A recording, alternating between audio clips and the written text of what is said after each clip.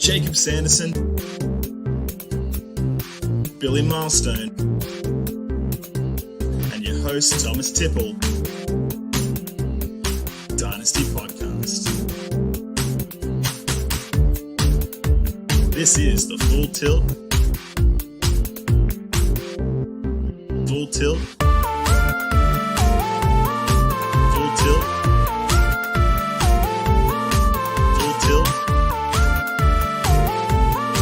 Full Tilt.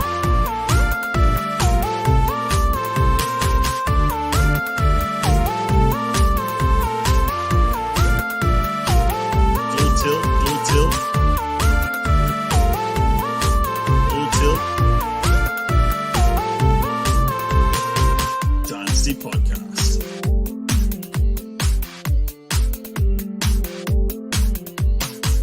Jakob Sanderson, Billy Milestone, and your host Thomas Tipple. This is the Full Tilt Dynasty Podcast. Give me back the shares, fucko. I paid you handsomely. You can buy me out at current value, take the rest of the ride yourself, if you want to be rid of me that badly. Fine, half my shares back. Well, as you said, they're worth more now, so what price? I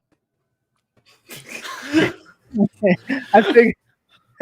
What's up, everybody? Full Tilt Dynasty Podcast. Hope the most common hands, Thomas Tipple, FF Jacob. I figured you would love the intro for that. I sat all week trying to figure out a theme, and I figured I've had that kind of conversation with fantasy football.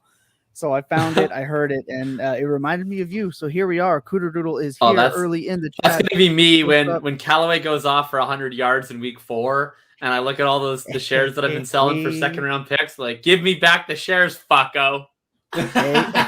Hey. Look, I wasn't here last week, but I'm happy that I can get the whole band back together. Tom_Lee92, my co-host at the Fantasy Walkabout, did a great job filling in, but we are here. And we got a little bit of everything. We got people via RTDB today. We've got another Billy Stat Corner.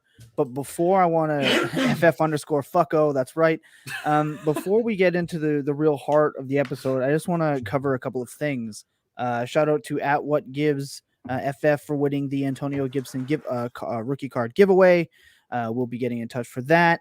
I want to give a shout out to a friend of the show, Barry Robb, who lost his dad.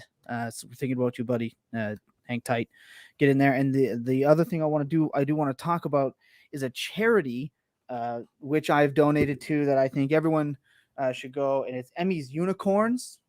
We're going to go right there. This is the shirt. Got it for my niece. Fantastic. Bob Gilchrist's daughter is doing a drive charity event for type 1 diabetes. You can go at Bob Gilchrist FF to get more information on that. You can also head to, I'm just going to pull it up real quick. I'm going to post the link to the website where you can donate for the fundraiser and everything like that.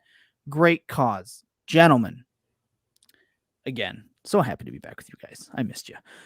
Look, a lot of stuff. You've already heard the news this week. Lots of news. That's right. Cooter Doodle's repping the Emmys Unicorn. That's what's up. Yeah. What a good group that is. Every week, lots of news happens in Dynasty fantasy football. It's every week. Even slow weeks have a lot of news. And you've probably heard it already because it's Friday. Right. So every week, me and the boys here, we like to skim past it with a little thing we like to call, do we give a shit? So I'm going to hand it over to my main mates right here. Guys, do we care about anything in the news? J.K. Dobbins to IR, Cam Newton got cut. Is there anything that we really, really care about? Jacob, I'm going to start with you. Yeah, I mean, some awesome albums were dropped. Drake came out today. Certified Lover Boy, of course. Kanye came in, dropped Donda. I think that's really where we got to lead it off. If you prefer Certified Lover Boy by Drake, then you're just kind of a weak sauce individual, I guess. And I don't know, you sit around and there was a great quote by, I believe it was Graham Barfield. Graham Barfield said, if you just actually sit down and listen to Drake, you definitely cover your fries in ketchup and you actually enjoy vanilla ice cream. And yeah, the amount of people that are going gaga over Drake, just like rapping about his Sunday. when Kanye's out here dropping lit tracks, it upsets me greatly. And I just can't even focus on fantasy football when I'm seeing these kind of bad takes littered all over my timeline. So I think everybody needs to take a look in the mirror, need to listen to Donda. Otherwise, they go into jail. Oh my God. Okay, that's how much he cares about that. Billy. I care a lot about J.K. Dobbins and Cam Newton both getting J.K. cut. Donda? J.K. Donda. No. Oh, I mean, no. we can cover it's been talked about at length by every single podcast in the world. Gus Edwards is going to be fun for this year in Dynasty right now. I think he's kind of at the top of the A.J. Dillon, Tony Pollard tier, but that's what we can talk about there. Mac Jones is exciting. I think he's going to have a Derek Carr / Kirk Cousins. Mac Jones career. is exciting. I think that's a Drake is exciting level. The fact that he's God. going in week 1 is exciting. The fact that we don't have to sit there and play the same game we're going to play with Justin Fields or Trey Lance, I think that's exciting. I think he's going to have a career of Kirk Cousins or Derek Carr. That's about the line we're expecting from Mac. So y'all enjoy that piece. Besides that, I don't think a whole lot interesting has happened this week. No, I think the best part of this week is the overreactions, boneless wings level excitement over there from the Dynasty Vipers, where we are also broadcasting with our partners. So obviously lots of great stuff. I know Ryan is out there posting 2020 year in reviews on the regular, hoping to get them all out before the season kicks off with more underway. So that's our news. We keep it really simple with news because, again, you've heard it all. Look, this season is a little different for us. We've made new friends along the way, a few new partners. So, look, I'm trying to get a little bit more into college football. I want to learn a bit more about betting. So we have teamed up with two gentlemen, the Stars, and they're going to give us just a couple of minutes for their lead pipe locks of the week for the Big Ten Conference in college football. We're going to cut to that right away. And sit tight and win some money this week with the boys from What's the Spread. This is What's the Spread. Hey, it's your weekly recap with Dan Starr, Andy Starr. This is week 1, so we'll quickly get into it. We're going to do lead pipe locks or our bonus picks of the week, depending on where they fall. So this airs on a Friday. So this week, we're going to give you our bonus picks, which are Saturday games. So I'm going to start. So my bonus pick of the week, we got an FCS matchup. We got South Dakota State going to Mountain West Colorado State. Colorado State comes in as a 2.5-point favorite, but they aren't good on offense and they're not good on defense. 104 scoring defense, 106 scoring offense. I look at South Dakota State. They were the national runner-up last year in the FCS. They returned virtually everyone on offense except for their quarterback. They get a transfer quarterback, Chris Olodokun, and he's got a lot of talent around him with the Yankee brothers, Jackson and Jaden at wide receiver. Look for this offense to be potent and blow out Colorado State. Give me 2.5 points for South Dakota State all day. Andy, what do you got? So I'm going to take the game of the week this week in college football. We got two top 10 teams at a neutral site. Clemson is a 3-point favorite versus Georgia and Charlotte. This is a completely different offense for Clemson. They obviously lose Trevor Lawrence and ETN, start of the DJ Uiagalelei era. They do get wide receiver Justin Ross back, and will look to have a powerful running attack with three pretty decent running backs in Lynn J. Dixon, Kobe Pace, and Shipley. Georgia offense is coming in hobbled. They lose their wide receiver one, George Pickens, for the year with an ACL tear, and Darnell Washington, their tight end, is out as for this game as well. So they're going to be leaning heavily on Zamir White and JT Daniels, and their defense, which was ranked 12th last year, but they did lose 4 of those starters in the first 3 rounds of the NFL draft, including both cornerbacks and a defensive end. For pass defense, it wasn't actually that great last year, finishing 88th at 250 yards per game. And I don't think it's hyperbole, but this is a playoff game for both of these teams. I think Clemson realizes that and needs it more. So I think Clemson will win and win easy. Give me Clemson -3. Awesome. So this is What's the Spread. Please gamble responsibly. Yo. Big shout out to the boys at What's the Spread. That is important gambling information for your college football. You definitely want to get those points and get that money in your pocket. Speaking of money and gambling, and they said it right, gamble responsibly. And one way to gamble responsibly is with the Full Tilt Dynasty podcast. We like to put our money where our mouth is. And like Jacob likes to put his money where his mouth is with Donda is better, we also like to put our money into Thrive Fantasy. Jacob, what is it about Thrive Fantasy that helps us succeed? Look, sometimes certain things your person, maybe they're not going as perfectly. And if you're Kanye West, how do you thrive? You get back in the booth, you start spinning some fire tracks, right? If you're a fantasy player, maybe you had J.K. Dobbins, tough week for you. Maybe you had Mike Davis, in which case, you're probably not gambling responsibly. But look, if you want to try and get some of that back, if you want to think, you know what, screw this season-long fantasy business where people get injured all the time, they're getting screwed over left and right, people getting hurt at practice, people get hurt in the preseason. Let's just keep this to one game at a time, right? One game, 4 quarters, 60 minutes. That's where you go over to thrivefantasy.com. Thrivefantasy.com. Use promo code FULLTILT for a $100 deposit match. That's something that they're offering. So if you go to thrivefantasy.com, you want to play player props in season.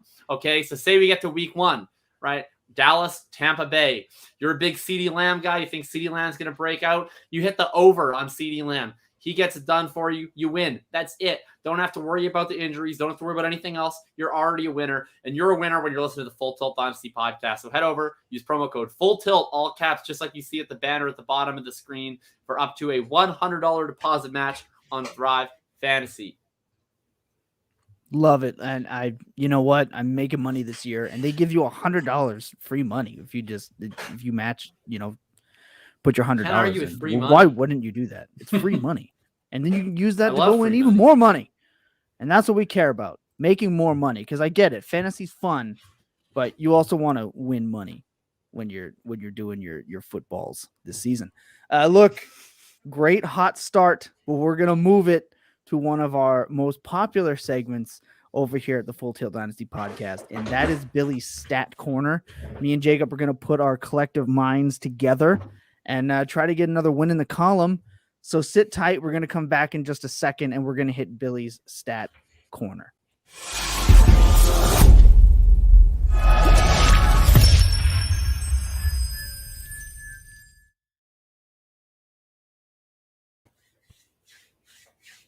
That is what's up. Now, look, if you're new to the Full Tilt Dynasty podcast, I think that I got the record correct this week. Billy is sitting at 10-3, 10 for Billy and 3 for the jobbers. That is myself and Jacob. We got the help of the Podfather himself to help us put a W in the jobbers corner. And gosh, I know we failed with the snap percentages not that long ago. So we're going to come back. What Billy's Stat Corner is Billy is going to ask us a question regarding fantasy, and we are going to get 3 strikes to answer that question. And we're also going to get 1 hint to try and take down the stat man who's still technically in a corner in his I'm just spot. further away from the corner. It's a different corner. But I'm moving around. We're real creative on this show with how we come up with our naming. So, Billy, hit us with the stat this week. All right. So last week, I felt like I capitalized on a player that wasn't very memorable. Talking about Rodney Adams from the Chicago Bears. Okay. Now, I want to talk about something that's very memorable, and that is week 1 production. So, Sammy Watkins. Going into week 1. We are looking at since 2019. What? Damn it. What? Sammy Watkins is one of them. Sammy Watkins. I knew you were going to know it right away. So yeah, Sammy Watkins is one of them. That's fine. I knew that one was getting guessed. All right. Since 2019, who has the top 3 records for single game receiving yards in week 1? Yeah, Sammy Watkins, Deshaun Jackson. So I will note Sammy Watkins was number 1, pushing 200 There we go. That's what's receiving up. yards. We got one already. He's got, he had got to be Deshaun. D-Jax. D-Jax He had in 2019 went absolutely ham. He had 198 receiving yards. Not D-Jax, Sammy That was Watkins. Sammy. Yeah, that was Sammy. You think Deshaun Jackson? I feel very good about D-Jax in 2019. He absolutely roasted, I think it was the football team. Well, they had a different name back then. Yes.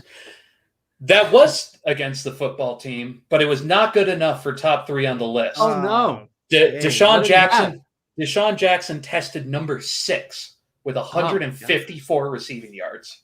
Wow. Okay, so better than 154. So there's 4 folks between 154 and 198. 2 of them. Okay. All right. Okay. All right. So, blow up weeks. And they're all wide receivers. This isn't some. They're all wide receivers. There's no Darren Waller, no Travis Kelce, George Kittle. So since when? So last year, since 2019. So last year and the year before. Okay, so last year, like week 1 DFS pulls. So last year, like Adam Thielen was a monster week 1 DFS. I know that. So was Devontae Adams. They played against each other. They were like in the nut lineup together. I remember Robbie Anderson having a really long touchdown last year, but I don't know if he did much else.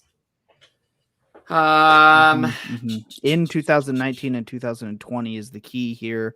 We got one right with Sammy Watkins. We got one wrong, and that was Deshaun Jackson. Michael Thomas, maybe 2019. Michael Thomas. He never gets yards though because he only runs slants.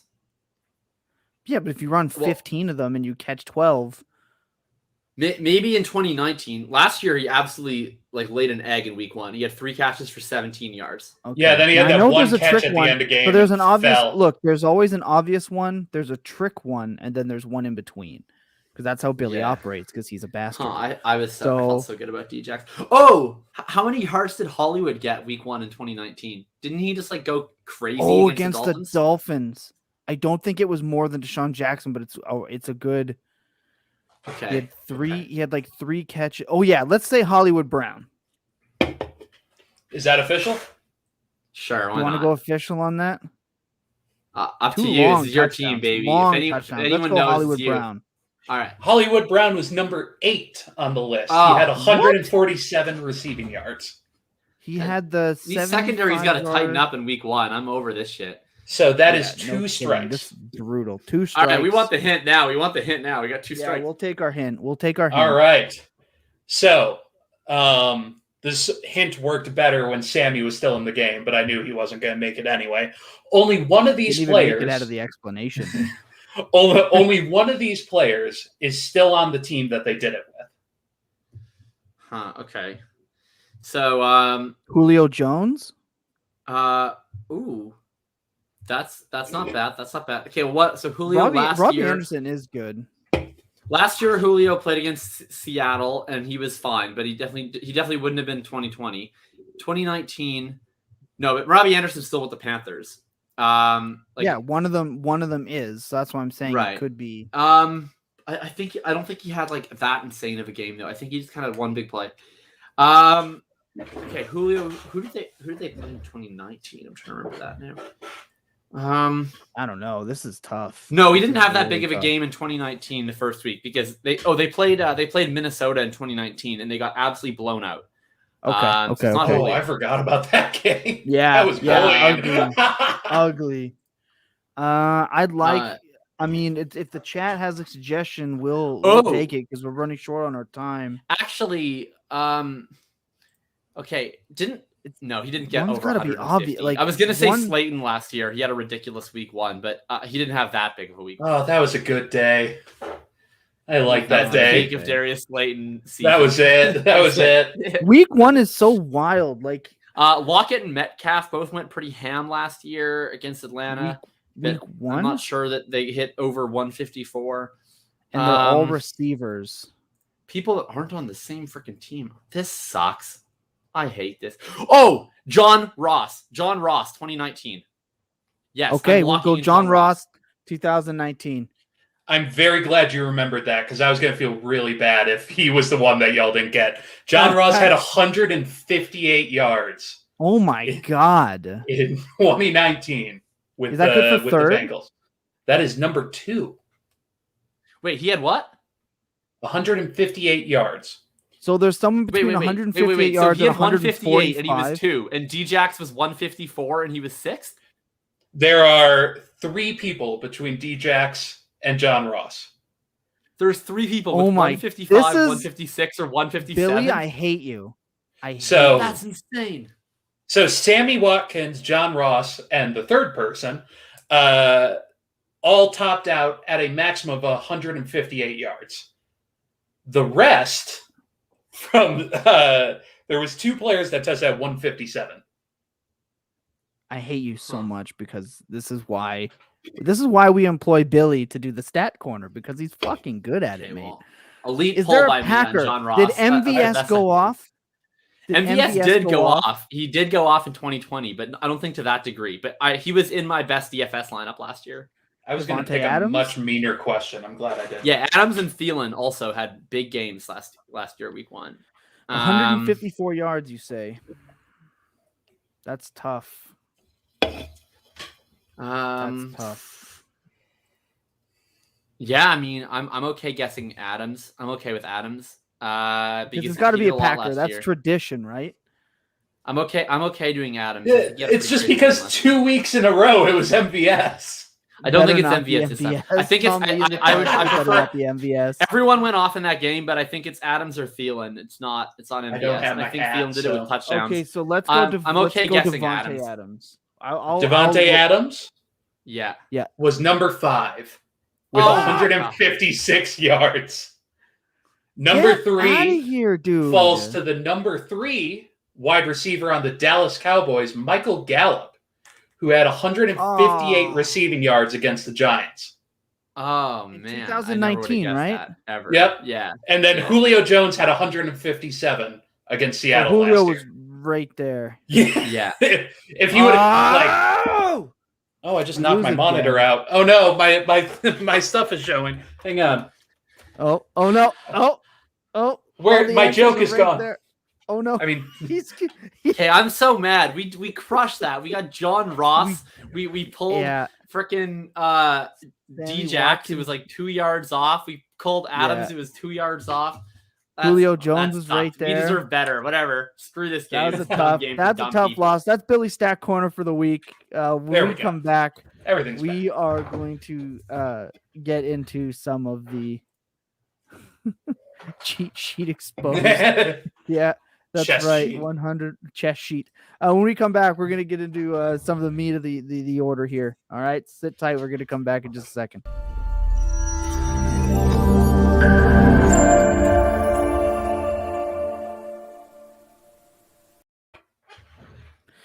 Okay, back at it. Look, this show is obviously rigged. Billy is just out here. rigged. That was a That was an unfair game. It Actually, wait here. stop. Should have been Darius Slayton. Should have been Darius Slayton. Look, should have been obviously Slayton. the oh my god, Jacob.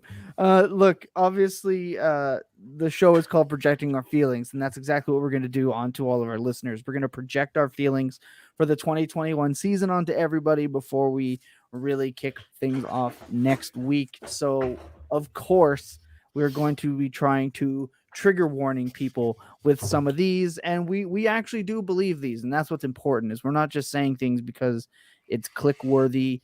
We're going to get the retweet. We're going to get the quote tweet talking about how outrageously ridiculous we are. Maybe you'll even slide into DMs with what we post and call us morons. However you want to handle it is up to you. Oh, if you slide the DMs, block button immediately. Yeah. All right. Well, I like it more than Jacob does. Look, for 2021, we're going to give you each our hottest take of the 2021 season. We're going to kick it off spicy here. We're going to keep them relatively short, and you can at us for more information. I want to start with Billy. What's your hottest take for the 2021 season, brother? Now, a couple of weeks ago, we did a show with the world famous, galactically famous Podfather. And in Yes. that case, we had a Knicks segment because we were running a bit long about one of our hot takes. My personal hot take on this show that got nixed was that I don't think we're going to have a single rookie RB1 this year. Now, this was hotter back when Travis Etienne was still healthy. Oh, God. Also, this was back when Akers was healthy and Dobbins was healthy. This isn't even a hot take. This is now just a lame ass Najee. So Harris. I think we're moving it down a little bit. Lukewarm But take. this has gotten to the point where Najee Harris is pushing RB8, RB7 This in is redraft. like barely heated in the microwave take. Ah, Oh my God, boo. It's a Michelina Zappins take. All right, my everyone. God. Jacob wants me to stop talking so he can do another busted ass Donald Trump impression. All right, Okay. moving on. If I'm not interrupting. You're interrupting. All right. So in this my situation, literally what we have to look at is picking. Yeah, Tom Lee is down. Tom Lee is the biggest detractor from this statement here. But we're looking at RBs that are going behind, specifically Najee Harris. Javonte Williams and Trey Sermon are both in a situation. Oh my God, my monitor went out again. What is happening? Okay, well, I can't have fun anymore, apparently. Fuck the beat. I go a cappella. So in this case, we're in a situation where we need to pick some combination of Joe Mixon, Austin Eckler, Clyde Edwards-Helaire, David Montgomery, Josh Jacobs, Miles Sanders, anyone in that situation to push to go past Najee Harris. And there's like 5 players I didn't name there because I no longer had the Fantasy Pros ECR pulled up, and I'm doing all this off the top of my head. So in that situation, I think that's a very strong case to say that Najee Harris isn't going to finish as a top 8 running back or a top 12 or even pushing a top 15. And that's how far we have to push down the board before I'm comfortable to say that's where Najee Harris is going to end up. Trey Sermon and Javonte Williams both have a win condition where they push onto this list as well. I don't care. I'm taking so many other players before I'm taking a rookie running back this year in redraft. I mean, as Jacob said, it was lukewarm. Good, I mean, good. it got spicier when you said not top 15. I think you reached for that. What is this monitor background? Let's all mock Billy for his my God. futile efforts of production. He's got It's like a some nice apocalyptic background. shit right there in the nice- background. That was Right Avengers there. Endgame. Leave me alone.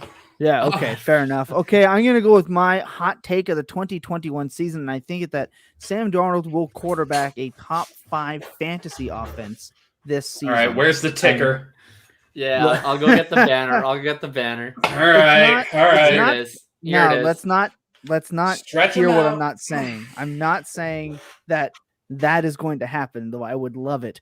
But what I am talking about is every year we look at the offense that produces the most fantasy points as the offenses that we want to target. And you should have been wanting to target the Carolina Panthers offense. And it's not just because of Christian McCaffrey. It's what they did around their quarterback situation. They upgraded from Teddy Bridgewater to Sam Darnold. And I don't care what you got to say about that. They drafted Terrace Marshall. They signed Dan Arnold.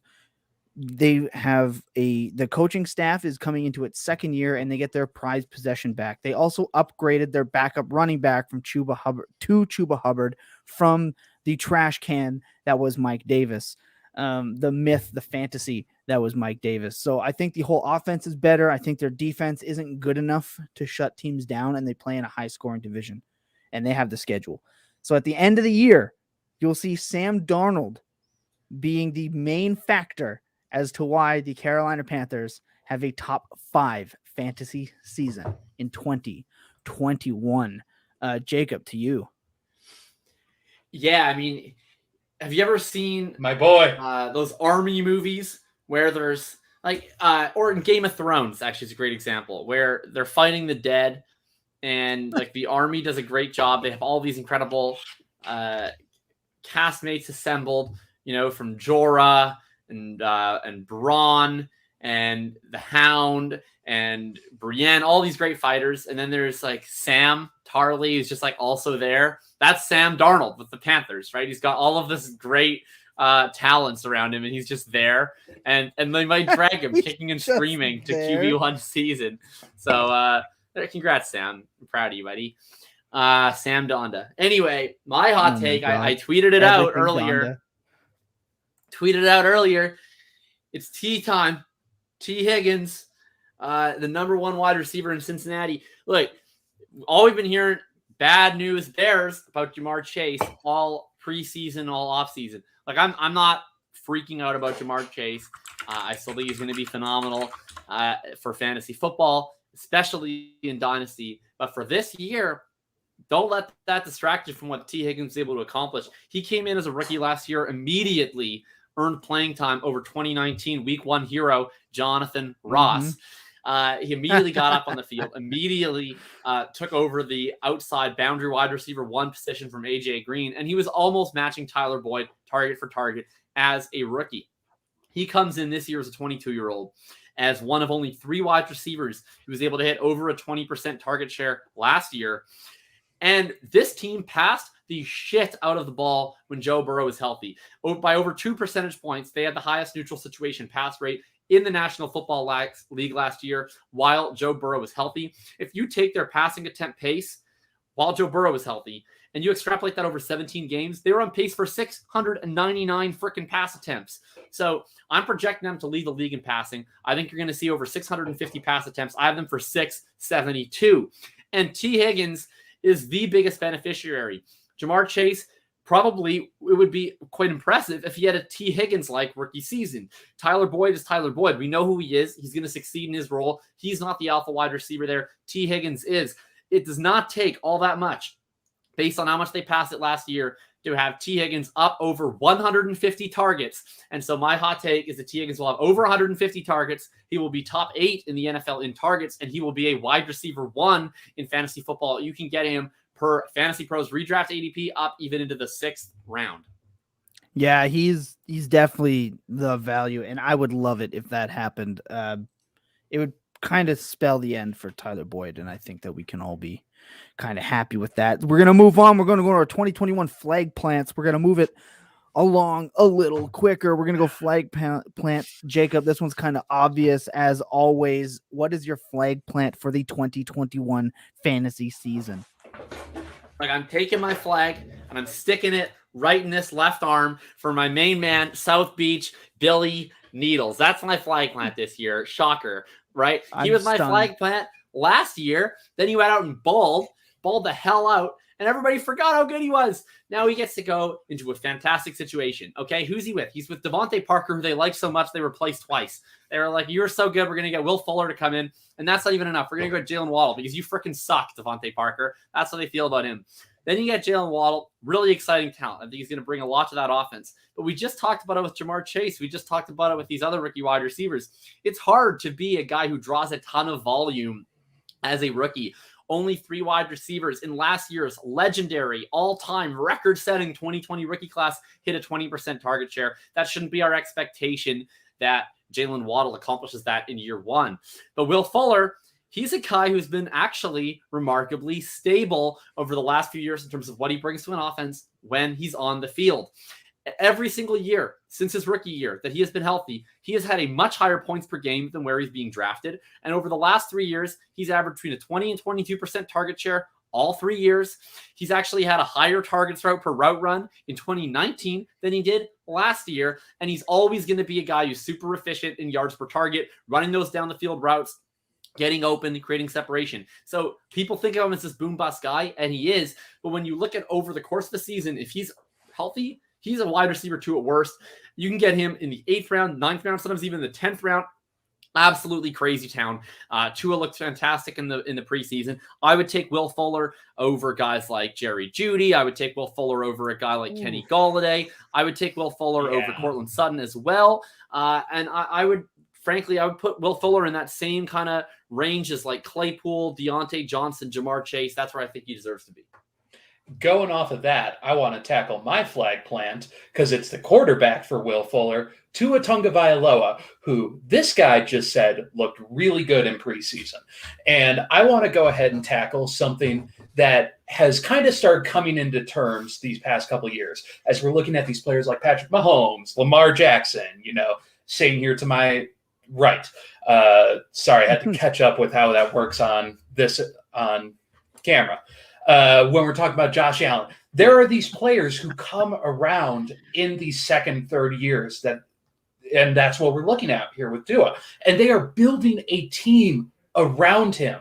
We're getting players like Will Fuller, Billy Needles, the legend himself, Jalen Waddle, who wasn't our favorite prospect, but looks decent enough when he gets Dynasty the ball. Vipers, Matt Shout Donnelly. out Matt Donnelly.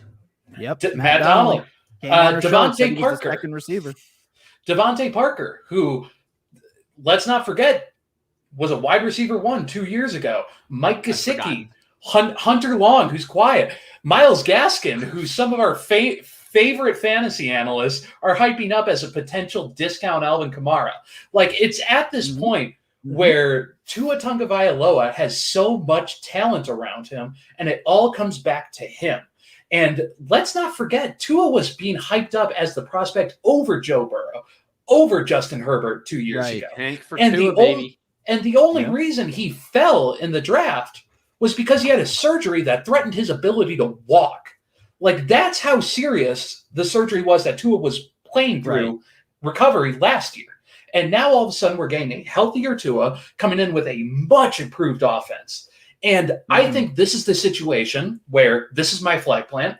Tua pushes to finish as a top 8 quarterback. And I'm taking him in redraft. I would like him to finish above players like Tannehill, above players like Stafford, above a lot of QBs in that range. And the best part is you don't have to take him there. In a lot of redraft leagues right now, especially those of you who are in single quarterbacks, you can sit into the late rounds and take Tua with your last pick because people don't want him. That is so much ridiculous value you can turn around to get a top-end quarterback at that pick. Like, it's a monster. So, anyway, I just saw that my name had gotten changed. It doesn't really matter because I'm behind projecting our feelings. Besides the point, I'm going to pass it up to my main man, Tom, here, and he's going to talk about his boy. You saw me gesture the wrong way first. Yeah, I did. Look, I liked those takes. I thought they were very good flags to plant mine, and I hope Giants Twitter can hear me. I want you to hear it loud and as proud as you all are. Kenny Golladay will finish outside of the top 24 for wide receivers this season. That offense is abysmal. Kenny Golladay is hurt constantly. He had one season in the NFL that was his quote-unquote breakout, and I believe it was when he was 27 years old. He's not a superior athlete. He's not a yak monster. I mean, in his breakout year, I believe he had 1,190 some yards, 948. Some of that was through the air. He's not going to give you big plays, and he relied on touchdowns, something Daniel Jones is not going to produce. The only fantasy asset that I want to have my hands on that team is Saquon Barkley, maybe Evan Ingram if you're desperate, but I would rather roster Kadarius Toney than Kenny Golladay right now because there's actual upside to the draft capital. Don't be fooled by the Kenny Golladay follow the money train. It wasn't real alpha money. I think DFS Dan Bean Counter mentioned that he is a fake alpha, and I believe that to my core. Kenny Golladay is a trap. Welcome back. For the 2021 season, he will not finish inside the top 24. Giants Twitter can at me if they want to, but again, I'm stealing it. He's a fake alpha, and he's going to show you that because the 2022 starter quarterback for the New York Giants is not on their roster. Don't want him. Don't need him. You can do better. Like, Will Fuller. Go get him instead. I put so many players going behind Golladay that I want. Sorry for disappearing, by the way. My headphones died, and then I tried to find ones to plug in, and I couldn't. So it might be a little bit echoey, but I put out a tweet a while ago where I compared Golladay to Fuller over the last 3 years, both 27-year-old wide receivers, both on new teams, really, really similar stats. One of them gets to play with Tua Tagovailoa. The other one gets to play with Daniel Jones. I don't co-sign Tom's. I'd rather have Kadarius Toney than Kenny Golladay take. I think that is absolute blasphemy. However, I'm not particularly enthused about Kenny Golladay this year, but he's going to produce. Kadarius Toney can't even get past like John Ross right now in the depth chart. He sucks. For now, but I think there's just more to him than what you'll see from Kenny Golladay. I just think his 2019 was a mirage of perfect circumstances. So outside the top 24 for me, my flag plant, moving on.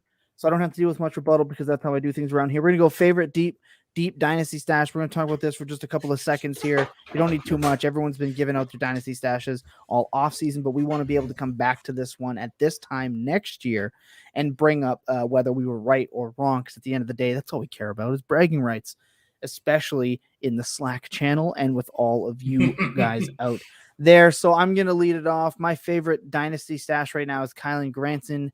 Did a 1 quarterback rookie draft today. I nabbed him, I believe it was in the 3rd round. He's my favorite rookie tight end, not named Kyle Pitts this year. He's looked great in the preseason. There's no reason why on a deep bench or with the taxi squad spots that you can't go and put Granson in there. I think he's going to be the tight end one in Indianapolis as early as week 7 this season, and Carson Wentz is going to be back.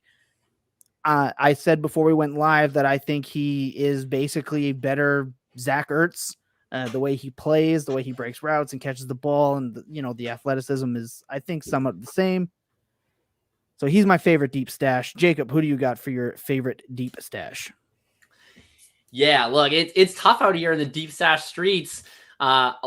Been losing deep stashes like Quez Watkins and Callaway and Zacchaeus. All of a sudden, people actually want them. But I'll go with a guy who's stop talking about him. Picked a little bit higher than you normally see for a deep stash, but while he's picked higher, he's usually considered a little lower. I'm going to talk about a guy who has 2nd-round draft capital, who commanded an elite 26% target rate on his routes in the preseason, including a 12 target game. Tutu Atwell is disrespected. I knew it was coming. Look, I said this in my draft guide. Sir William of Ockham, known for Occam's razor, says the hypothesis with the least amount of assumptions is the one most likely to be true. Everything about Tutu Atwell, the production, the athleticism, the draft capital, the situation, it's all blinking green lights left and right. The only thing wrong with him, real short dude. Look, I don't really understand short people. I'm not one of them. I'm a full foot caller. You could put Tutu Atwell, and then you could have a foot-long cold cut combo on top of Tutu Atwell's head, and it would still be shorter than me. However, that doesn't mean I don't respect the shorts. And Tutu, as a vertically challenged individual, can still run a vertical route tree. And I think he's a guy who's actually good.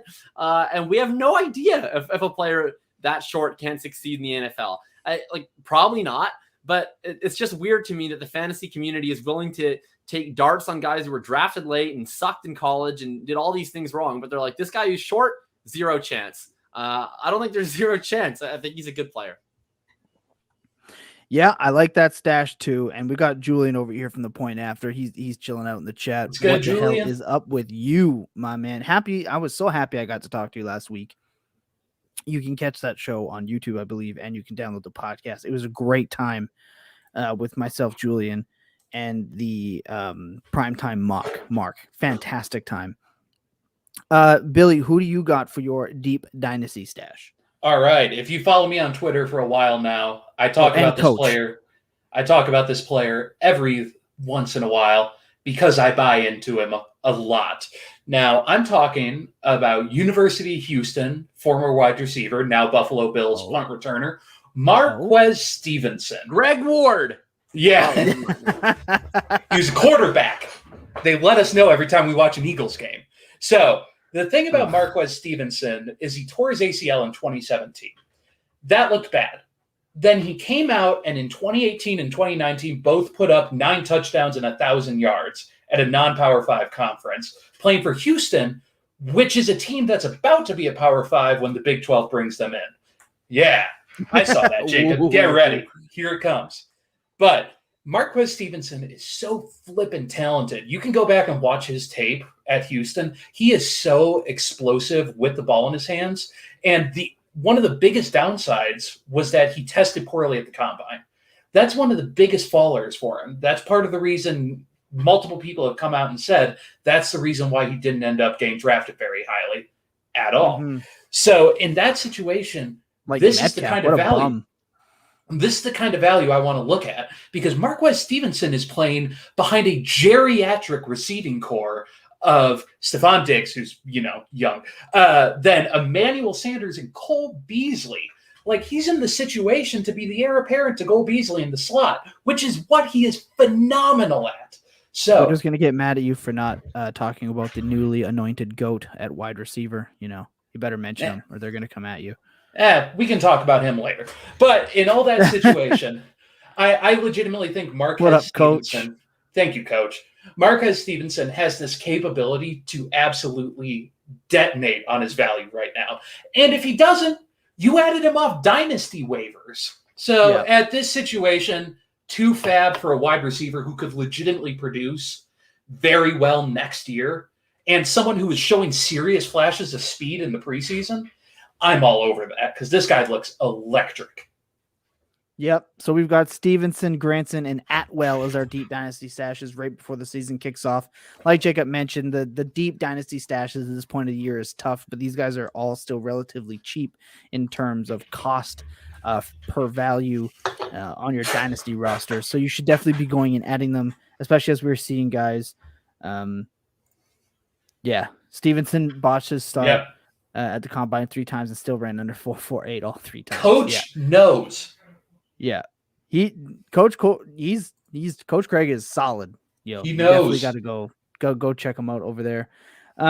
Look, we're gonna go into our fantasy MVPs. We're gonna do our fantasy bust, and we got 2 regular real life football takes for you, just real quick before we get into people v RTDB. We're going with our fantasy MVPs again. We're not going to drag this out. Just 60 seconds or so on each one. I'm gonna start. Look, I'm the host of this program. I do all the graphics. My fantasy MVP for the 2021 season is the man down in the bottom right of your screen. It's Lamar Jackson. And look, the reason he's my fantasy MVP is because he fell in drafts. Fell to the end of the first round for quite a while here in this offseason. And I think that is bananas. In 2019, he had one of the worst receiving cores, group of players around him that an MVP has ever won with, let alone a fantasy MVP. And there's no reason why, with a healthy offensive line and improved weapons core for a quarterback you're getting at the end of the first round and into the early second for a while there, can't hit that value times 2 and vault himself back up to his rightful place as a top 4 fantasy pick. My fantasy pick for the 2021 season is the cheat code himself, Lamar Jackson. For those reasons, I'm going to go to Billy, who's your fantasy MVP in 2021. All right, for 2021, I'm taking Jalen Hurts as my fantasy MVP, and this is going to bat for a Konami code wide receiver, Konami code quarterback, who has the potential to do exactly what this guy to my right did. Like, he is so flippin' fast, and he has a great wide receiving core around him. This is one of the more improved wide receiving cores in the league, and I know we can joke about Zach Ertz all we want. But, like, bringing back Zach Ertz is a reliable target for this guy. Like, this is going to be a good situation where he's going to have dump off options to Myles Sanders, Zach Ertz. He's going to have further down the field plays in Jalen Reagor, who's a burner, and people forget that, and Devonta Smith, who won the fucking Heisman. All this time, not even mentioning Dallas Goedert, who's one of the more silently better tight ends in the league. And all this comes together to say a defense can't fully commit to stop Jalen Hurts from ducking the ball and running 10 yards on every play, or throwing it deep to Devonta Smith, who is open on every route he ran in the preseason. Jalen Hurts is going to be so exciting. That's why he's my pick. I love that. Jacob, what do you got? You're muted. Mute. It wasn't Absolutely me. Love the Hurts call. Love the Hurts call. I was talking about him yesterday. Big fan of that, and Lamar, of course. But look, see it down here. I'm going to talk about my main man, DeAndre Swift, the last of my 3 running backs that I roster everywhere in Dynasty. The only one that's still standing. Akers been dusted. ETN's been dusted. But Swift is still standing strong. This is the weirdest fade I've ever seen in my life. First of all, he plays running back, so he has an injury risk that's attached to a position. Anytime you go on your little ADP, you see RB, just put a Q tag, okay? Put a Q tag by every RB because they're eternally questionable. But if you're going to take one, what do you want out of your running back? You want someone young. You want someone with juice. You want someone who's going to catch passes. You want someone who's going to score touchdowns. The only running back in the entire NFL last year that was more efficient inside of the 10-yard line on his attempts was Alvin Kamara than DeAndre Swift. He was absolutely elite at converting touchdowns. What does DeAndre Swift do the best? Well, is elite open field agility, elite route running, elite catching the ball. He's a guy who's going to be able to do his best work in the passing game. That works really well because the Lions, they're going to be passing a lot because their defense is ass in a can. So they're going to be down in the second half. I don't care about A back, B back, C back, Z back. It's going to be, let's pass this ball, and who do we want catching it? Do we want, Jamal Williams, who gives us a lot of good quotes, and he has a really dope ponytail, or it's going to be DeAndre Swift, one of the best young pass-catching running backs in the entire NFL. Look, people are concerned with his groin. Actually makes no sense to me. He's been dealing with a groin sprain, whatever. They said they were worried about getting his conditioning. They need to see consecutive practices. He's been practicing in full for over a week, making linebackers look stupid in practice every day and scoring a fuck ton of touchdowns. I don't know what more you need to see. If you just read the beat reports, everyone in the Lions beat says that he looks phenomenal and he's going to play week 1. He's going to play week 1. He's going to play a lot in week 1. He's going to be getting at least 200 carries, and he's probably going to get like 100 flipping targets. And if you get that, plus his efficiency at the goal line, even though it's the Lions, that should be a round 2 pick. You can often get him in round 4, sometimes even in best ball formats in round 5. He is the only running back in the dead zone, in my mind, who truly has a top 5 season easily within his range of outcomes because of that pass catching ability. You're getting an Alvin Kamara, Austin Eckler type ceiling way later at a way lower opportunity cost. And he's a heck of a running back as well. He's going to be the fantasy MVP. He has so much value if he's completely healthy. I want to shout out Kevin, DuBois _22. Much love to you, mate. We appreciate you for sure. Hope you are also having a safe weekend, a long weekend here in Canada. Not sure about our neighbors to the south. It is okay. That's what I'm talking about. I don't work on Monday. We did our fantasy MVPs. We're just gonna give our fantasy bus with a little context so we can come back and explain that next year. We're gonna go fantasy bus. Jacob, real quick, who's your fantasy bus for 2021? Look, I'm always saying, why do you keep drafting these running backs you're going to put in your bench in like round 3, round 4, round 5 and redraft? Although in one particular running back's case, you're drafting a guy in round 4 that their actual team is going to put on the bench. That's Kareem Hunt. People are drafting a fucking backup running back in round 4, according to Fantasy Pros ADP. That's absolutely ludicrous.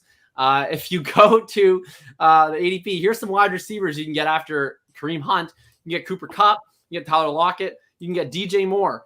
You can get Deontay Johnson. You can get Brandon Ayuk. You can get T. Higgins, who we just talked about. All these guys you can get after a running back who's literally a backup. He's not even the starter of his own freaking team. He's going to have value, sure, but there's just no chance that Kareem Hunt passes or hits his value without a Nick Chubb injury. And even when Nick Chubb did get injured last year, Kareem Hunt was very good. You wanted to start him every week. But he wasn't some league-breaking asset. He certainly wasn't Nick Chubb. So Tony Pollard was a better handcuff than Kareem Hunt. Where you're basically getting a really expensive version of Nyheim Hines. Absolutely missed me with that shit. Yeah. Like I just mentioned while Jake was talking, Tony Pollard ended up being more valuable than Kareem Hunt in the games where Zeke missed than in games where Chubb missed. And that just shows you what is up. Billy, your fantasy bus with little to no context. All right, this is pretty straightforward.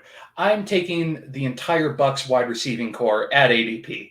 This is a very simple concept, and I completely defer people out to the fantasy footballers because they released an amazing article about this, talking about the fact that very, very, very rarely is there 3 wide receivers being drafted in the top 50 that they all return on value, that they even get close. Like, this is a very, very, very rare occurrence. We're talking once in the last 10 years.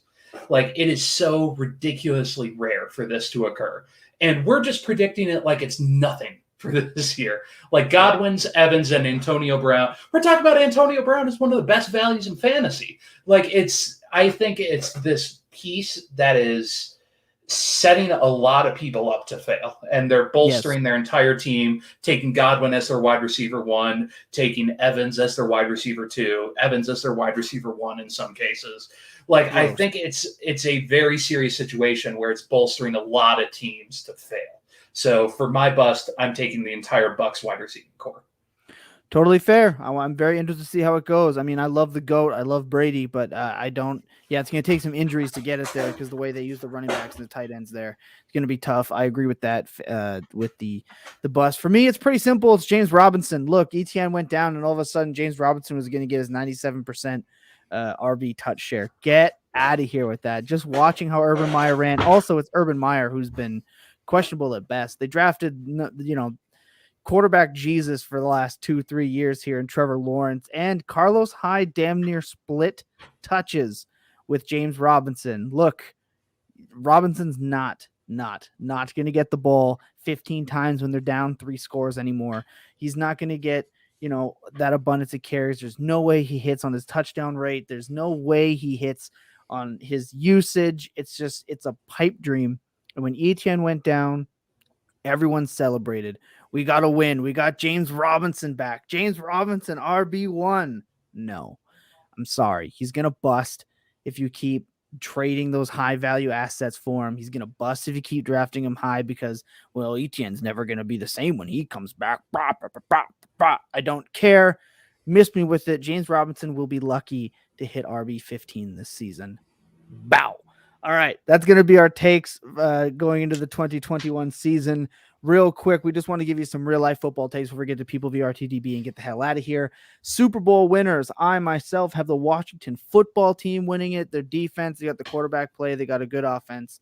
They're literally set up to be almost like prototypical Super Bowl winning team in the NFL. Jacob, your Super Bowl team this year. San Francisco 49ers, Trey Lance, Susan. He's going to get in there sooner than later. I still think he gets in there before the bye week in week 7. And once he does, there is only one way to go, and they won't be looking back. They're going to be the highest scoring team in the NFL, and they have a top 5 defense in the NFL. I have no idea how you stop that team at all on offense with someone as fast as Mostert, with Sermon, and you got Lance running the option and all those weapons and Kittle, Ayuk, and Samuel. With Shanahan dialing it up, good luck. I want to say that me and Jacob had the same Super Bowl pick, and mine was in the show sheet first because I wanted to lead in and say that Trey Lance is going to do something that no one has ever done, and that's win the Super Bowl as a rookie starting quarterback. That is what Trey Lance is set up to do this year. They have one of the most complete teams in the NFL, up there with Cleveland. So much of their team is set up to be absolute stars. And I also found out me and Jacob had the exact same Super Bowl matchup based on what he's showing in the show sheet, and that is the 49ers winning the Super Bowl over the Buffalo Bills. You're both fired. Both of you. Get out. You're gone. Now, if you're going to say 49ers Ravens, I'm just going to turn off the lights right now. Now, I'm going to pass it back. I'm going to pass it back up to Tom. I'm going to pass it back up to Tom to feed me for my MVP pick, because that's very related to what I just said. Well, okay. Well, now that the cat's out of the bag, Billy, hit us with your surprise tie-in or not tie-in for your 2021 NFL MVP. You know what? I will, Tom. And, I'm going to take last year's breakout quarterback. I'm taking Josh Allen to win the MVP after he has 50 total touchdowns and 4,200 yards. Give me Josh Allen after leading his team to the Super Bowl. Okay, I can dig that. Jacob, 2021 NFL MVP. Look, well, I said that Trey Lance was going to get in there sooner than later. That's because I think Jimmy gets them off to a little bit of an auspicious start. They have to win the Super Bowl from the wild card. The winner of that division will be a little bit south. It's going to be the Los Angeles Rams. And look, if the Rams dominate this season, Narrative Street is going to be absolutely thriving with Matthew Stafford MVP hype. They lost Cam Akers. I think they're going to be leaning on the pass more than we've ever seen in the McVay era. He's got Woods, he's got Kupp, of course he's got Tutu Atwell, and he's got the absolute waste man that is Van Jefferson. Like, Matthew Stafford's going to be dealing. I think Matthew Stafford can easily pass for 5,000 yards this season, And with that defense that the Rams have, if they win 13, 14 games, oh man, those writers, the sports writers, they're going to be all up in Narrative Street handing Matthew Stafford the MVP award. I can see the association wanting to give Stafford the award. Right, especially coming out of the dirt hole that was Detroit. Coach Craig loves the Stafford pick for MVP. My pick is going to hurt me. Man, it's tough to say. I watched this team struggle for my entire life, and all of a sudden they are just absolute powerhouses. Christian Williams is going to love this one. My 2021 NFL MVP is going to be Baker Mayfield. Look, fuck off. Look, I'm a lifelong Baker fan as much as you're a Tyler Boyd lover. So we can at least go with that. Look, it's not about fantasy football here. It's about what quarterback stats are going to look good enough when their team goes 14-2. And I think the Cleveland Browns, I don't think there's any way the Cleveland Browns don't go, 14-3. One more game this year, 14-3. I think that they're going to be the best team in the AFC. I think it's not going to be close if they can stay healthy. The offense is ridiculous. The coaching staff is great. Baker Mayfield has to be above average. And if Matt Ryan can win an MVP, I think Baker Mayfield can win an MVP because his weapons are just as good. And as Jacob had mentioned to me before the show started, or I think it was Billy mentioned to me before the show started, they are talking about relying on Baker that little bit more. And if they do, his numbers will look just good enough in the eyes of the old school voters to give him the MVP based on record. And even if San Francisco dominates, they're going to have two quarterbacks. That's not going to work for an MVP. I'm going Baker. God, it hurts me to say Baker Mayfield 2021 NFL MVP, fantasy quarterback like 18 or 15. But that's where we're going. Look, that was the meat of it, but we still got one more bit to go to. We are going to run long today because it's been a while, so we're going to go a little bit long, but another top tier segment that we like to do on this show. I will explain it when we come back. This is going to be the people, the RTDB, back again. Sit tight.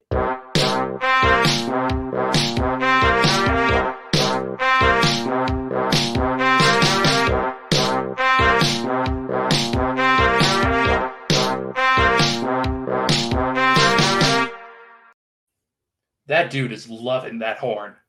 Look, hey, shout out Herms. Look, I am your judge, your jury, and your executioner in this case. In these proceedings, this is the people, the RTDB. I am the paragon of objectivity. I do not make any predetermined notions unless it's something to do with the Baltimore Ravens, which today it does not. Gentlemen, we're going to present the cases. This is the high roller coasters versus Billy's hatless safety dancers. Feels like a very biased title, but okay. Hey, I didn't write. Yeah, it's almost like I wrote it. Look, this is how it's gonna go down. The prosecution, Billy is gonna make his case, and Jacob will be defending, making his case, and at the end, I will make my final judgment. If you want to make an appeal on the people of the RTDB court, you can let us know at fulltiltdynasty.com. You can at us, send your appeal. It could be a paragraph, it could be a sentence, 2 sentences, 3 sentences, doesn't matter. Gentlemen, get ready to present your cases and bring the fire to the courtroom today as me and Judge Judy look upon you in judgment. Billy, make your case. All right, real quick, I want to hammer home the big argument me and Jacob are having, because we have had this fight for years now. I mean, we've known each other for years, so we've been having this fight for years. And that is, volatility is a good thing at the wide receiver position. I say I value floors more. Jacob values ceilings. Now, when I start addressing this topic, I want to hammer home the difference between volatility and asymmetrical upside. When we're looking at asymmetrical upside, we're looking at players like Devontae Adams, Tyreek Hill, who are in the situation where they have that high floor, but they also have the opportunity to go off for 150 yards and 3 touchdowns, to have a Sammy Watkins week, any given week. And worst case scenario, you know what? You're going to get 15 points a week. We're all happy with that.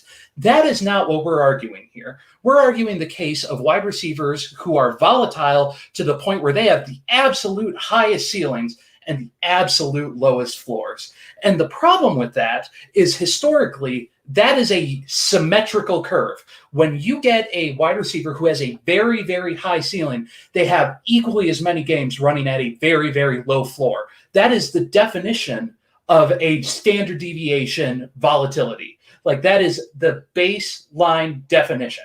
So any given week where you have a player who is purely volatile, you are going to run the risk of just punting that position. It is absolutely worth nothing. And we can already see that bearing itself out in ADP. No one wants to touch Tyler Lockett. No one wants to touch some of these other wide receivers who have this ability to go off and have 50 points a game, because no one wants to deal with the 7 weeks in the season where they put up 2 points, where they have a reception for a yard, and we're all really excited that they just touched the ball.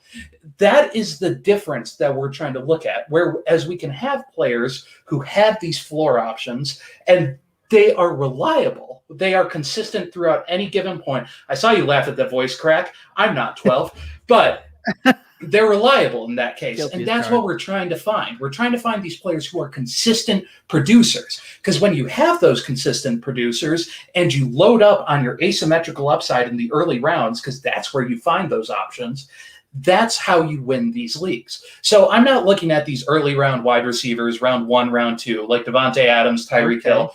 They are extremely valuable. I'm not going to touch that. They have the opportunity to put up these really big games. This volatility argument bears itself out very well, saying in rounds 3 to round 7, where, people like me who have gone robust RB are starting to hammer these wide receivers and grab players like Allen Robinson, a personal love of mine. And we're staring down the barrel of the gun with other wide receivers like the aforementioned Tyler Lockett. With that, I'm going to conclude my opening statement and hand it off to Jacob. Billy, have you ever actually that was seen your strongest opening statement? Have you ever actually seen a roller coaster? I know that they go fast, so you probably have never been on one, but have you ever seen one? Yeah. Right. So what's the shape of a roller coaster? Can you demonstrate? Yeah, you want up and down? Is that right. what So you mean? you go up actually quite steeply, right? You go up like this, but then if you just went down equally steeply, symmetrically, that would be extremely unsafe. You would fall right off. If your argument, and then you go out like that, right? It's actually a little bit more gradual. And actually, that's how the scoring works as well in fantasy. I know that you used a lot of big words, so people will be impressed. And congratulations, you have a master's degree, right? So you're a smart guy. However, you lied to the people. You lied to the court. You said that it's perfectly symmetrical, but that's not true. If you have a player whose average points per game is like 12 or 15, that's inherently closer to 0 than it is to 50, which Tyler Lockett can do in any given week, right? So it's actually not symmetrical. The difference between the average and the floor is this. It's the up the roller coaster. But the difference between that and the ceiling is stretched all the way out. And that's where you get your asymmetrical upside from. Okay, we play in a game in which there are not that many inputs that end up functioning into a lot of outputs. And I talked about this in my Pareto principle piece, but if you don't trust me, you can trust much smarter folks than me, such as Adam Harstad, who talked about how fantasy operates on a power law distribution. And what that means is essentially it goes like this. It's not linear. It's not, the first round picks are worth this much, and the second, and then the third, and the fourth, and the fifth. The big outcomes, season long and week to week, the 50-point Tyler Lockett weeks, those are weeks that win you the week. If you have Tyler Lockett that week, you win. It's a wrap. It's done. It's over. So all these other someone gets 12. Oh my God, they got a first down, but then it got taken away by holding. Oh no, what am I going to do? It doesn't matter because you had Tyler Lockett go for 50. And the other thing that Adam Harstad says is that a portfolio full of risky assets is not a risky portfolio. It's actually a safe portfolio, because even if some of those assets are going to drop a little bit lower, there's not that much room to drop because the floor is already pretty low. All you need is one guy each week to hit that ceiling, and all of a sudden you're putting up scores that other people can't match with their itty little baby Linus blanket teams that Billy's rolling out there each week. We're done. Okay, strong opening statements. I got to say, this is shaping up to be difficult. Billy, you get your one rebuttal before Jacob has his, and me and Judge Judy roll on y'all. Go ahead. No, I'm glad that Jacob continued to harp on Tyler Lockett because he really is the model of this game. Like that is the absolute apex of what we are looking at when we're looking at volatility. And the one thing I want to hammer home, and Jacob brought it up very aptly, is that it doesn't matter if you win a game by 1 point or if you win a game by 50 points. What matters is when your wide receiver puts up no points at all. When you are in the situation where you're putting up Tyler Lockett's 50-point week, which he had last year, I'm not going to debate that. He scored those many points. But when you're in that situation and you're going to bat against that player, against that amount, you're going to lose. But the next 3 weeks, the next 4 weeks, you're going to end up winning net if you're betting on high floor players. And we can look at that by looking at 2 players going at the same ADP right now in Robert Woods and Tyler Lockett. Last year, Tyler Lockett outscored Robert Woods significantly over the course of the season. If we played them head-to-head, one team, Robert Woods on one side wide receiver, Tyler Lockett on the other, the Robert Woods side team would have won 10 out of 5 or 10 matchups to 5 from Tyler Lockett. That is plain setup. And you know what? The game where Tyler Lockett put up 50 points and Robert Woods put up 12, that difference of 38 points doesn't mean jack shit the second half of that season. It doesn't matter because you know what? The rest of that season, Robert Woods is putting up 15 and Tyler Lockett's putting up 5 every goddamn week. And we can do that. You know what? Maybe that's not a good comparison. Let's look at a volatile player and a high-end player or a floor player that are on the same team. Let's go look at Pittsburgh right now. Claypool, Deontay Johnson. Both situations, they have the same bye. We're not looking at injuries. We're looking at 2 players who are in the same position catching the ball from the same quarterback. Deontay Johnson and Chase Claypool finished with the exact same goddamn score as Woods and Lockett. Deontay Johnson finishes with 10 wins and Chase Claypool finishes with 5. That is the situation we are looking at. And you know what? We can even go to bat in Carolina. Carolina, where we had one of the more volatile wide receivers in the league, which we heard plenty of from this one, God damn it. I hate that so much, which we heard plenty of from this one, complaining about DJ Moore in every sleeper chat every single Sunday for the 17 weeks of the season compared to Robbie Anderson. Robbie Anderson and DJ Moore, Robbie Anderson took 9, DJ Moore took 6. That's the situation. And you know what? Even they scored the same amount at the end of the year. That's the situation we're looking at. That's what we're trying to tackle when we're looking at volatility. It's the fact that week to week, if you have high floor players consistently, which you can get at these same ADPs in these middle rounds, you're going to win your games. I don't care what you're looking at weeks 8 to 15.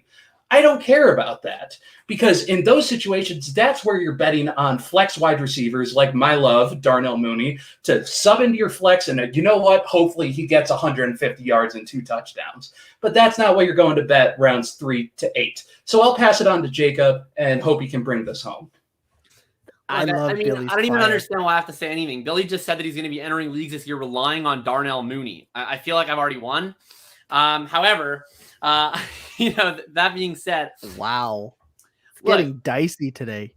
Let's have some order in this court. How often do you see a team play the Kansas City Chiefs and you hear the announcer say, oh boy, they need to be going for this 4th down because they're going up against Pat Mahomes on the other side? How often do you see in basketball, remember the Grizzlies and the Cavaliers played against the peak Warriors? What did they do? They wanted to slow the game down. They wanted to create less possessions because they knew the longer you play it out, the harder it's going to be to beat this team that's better than you, right? Billy talked a lot about weeks 8 to 15. You know what week I care about? Week 16, the week where you actually win money. And you know who you play in week 16? You play the other best team in the league.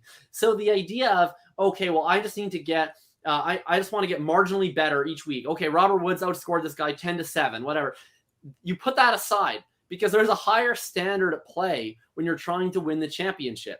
You're not trying to beat the median every week. You're not trying to win a cash game every week. Like I play DFS cash games. Put Deontay Johnson with a lock button. As long as he doesn't pick up an injury in the first quarter or keep dropping balls to the point that his coach has to bench him, absolute lock button in cash games every single week. But when I'm trying to win a tournament, in DFS, but I'm trying to actually win some money, I want Tyler Lockett in there because I need that higher end outcome, right? Well, we talk a lot about distributions.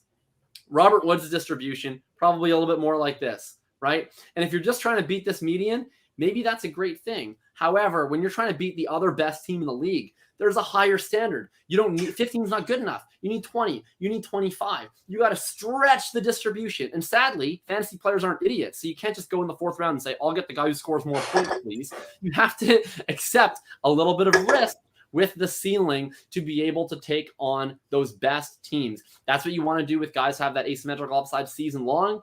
And that's why you want to be able to capture that week to week so you have that edge. So give me Lockett, who goes around after Robert Woods. Give me Fuller, who's going after a Tyler Boyd. Give me these guys because I want to be able to get week winning upside with every spot in my flex so that when I'm facing the best team in the league, I'm playing to win, not just playing to lose in a way that's more satisfactory. Tom, do we do closing statements? Like, is that a thing in this court?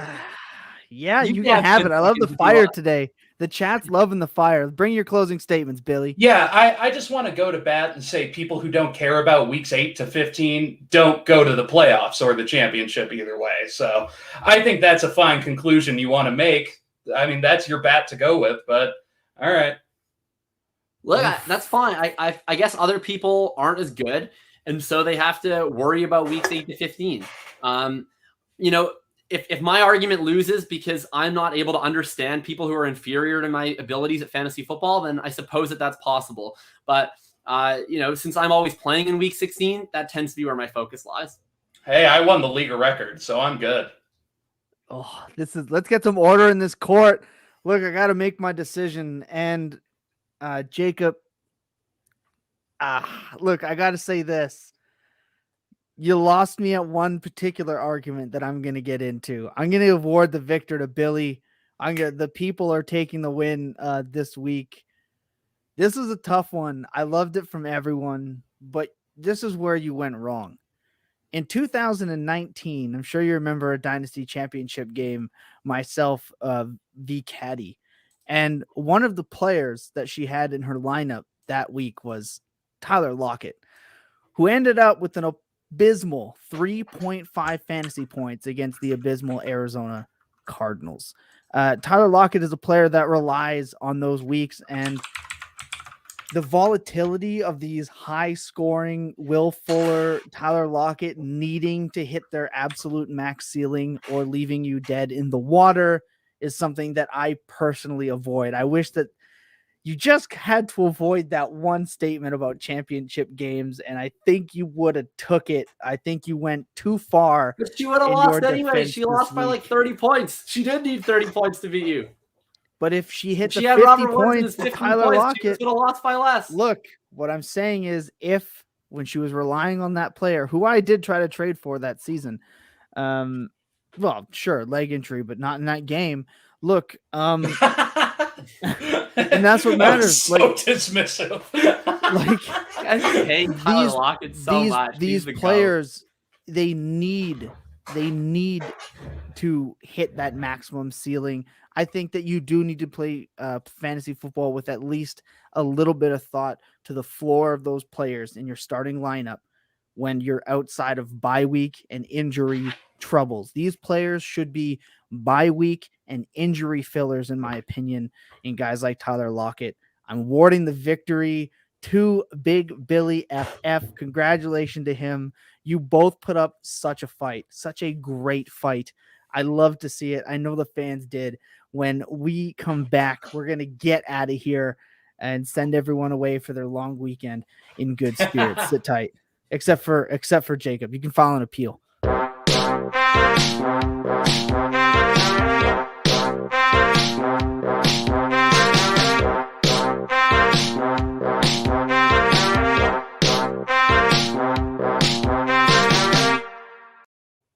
That was the people v RTDB. Look, that was the bold and the beautiful. You're both bold and you're both beautiful. It was a fantastic time. This show was great. I'm happy we're back. I'm glad we got to have that little bit of a break. It sucked that I had to miss last week, but look, we're rolling into the new season and our first full season here. I know we started all off with the FNL league, and we want to thank everyone there want to thank everyone for staying hot in the chat today. It was fantastic. All the retweets and the likes and the downloads and the conversations and the progression moving forward of the show has been unbelievable. So thank you to everyone. Billy, tell everyone where they can follow you and promise them that you're going to tweet a little bit more. Yeah, you can find me at Big Billy FF. I don't have access to Twitter during most work days, so that's part of why I can't tweet. I'm sorry.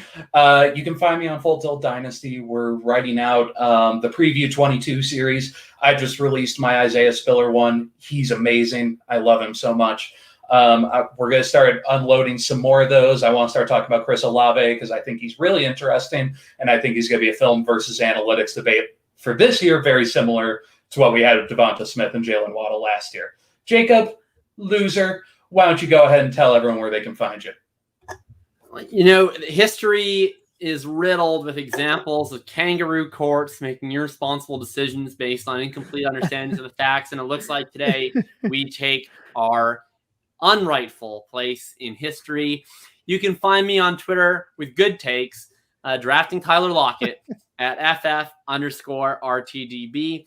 My next and last piece prior to the start of the season for Player Profiler will be the definitive case against handcuffing. The takes on why the Akers and Dobbins and Etienne injuries show that you should always be drafting handcuffs have tilted me literally off of the gravitational plane of planet Earth. And I just feel the need to write about that. So I will be. And you can find me in season with a weekly DFS piece up on Player Profiler. And more importantly, you can find the soon to be released in graphic form No Free Squares with Jakob Sanderson on the Full Tilt Dynasty Network. That will be every week. Myself, and we'll probably rotate in some guests occasionally, talking daily fantasy sports and some prop bets in conjunction with Thrive Fantasy, of course.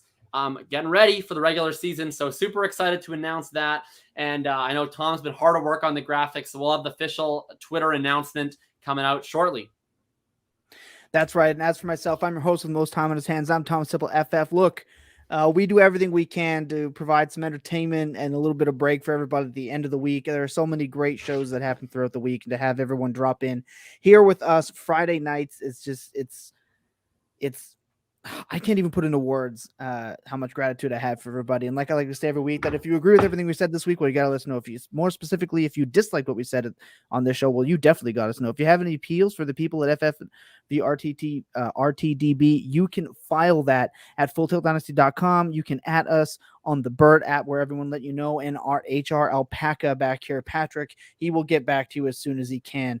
We also produce the Fantasy Walkabout, which is every Tuesday, where myself and Tom_Lee92 talk about the true value in fantasy.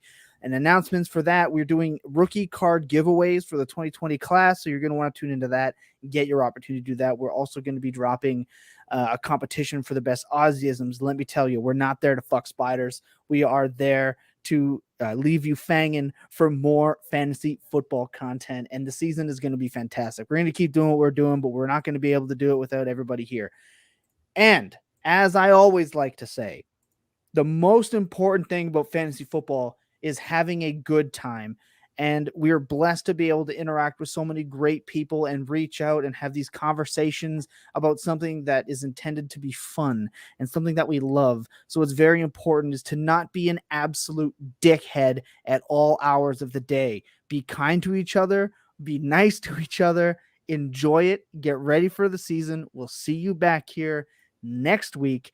Again, from myself, Thomas Tipple FF, for FF_RTDB at Big Billy FF.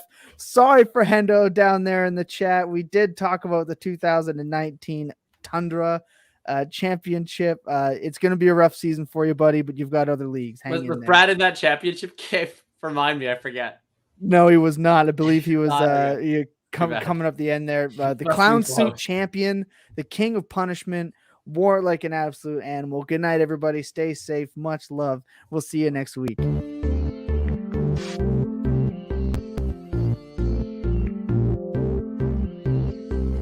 Jakob Sanderson, Billy Milestone, and your host, Thomas Tipple. Dynasty Podcast. This is the Full Tilt. Full Tilt. Full Tilt. Full Tilt. Full Tilt.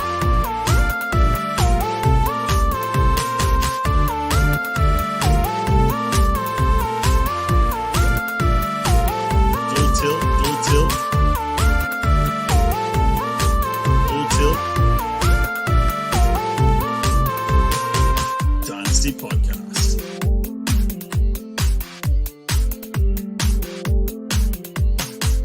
Jakob Sanderson, Billy Milestone, and your host Thomas Tipple. This is the Full Tilt Dynasty Podcast. Give me back the shares, fucko. I paid you handsomely. You can buy me out at current value, take the rest of the ride yourself, if you want to be rid of me that badly. Fine, half my shares back. Well, as you said, they're worth more now, so what price?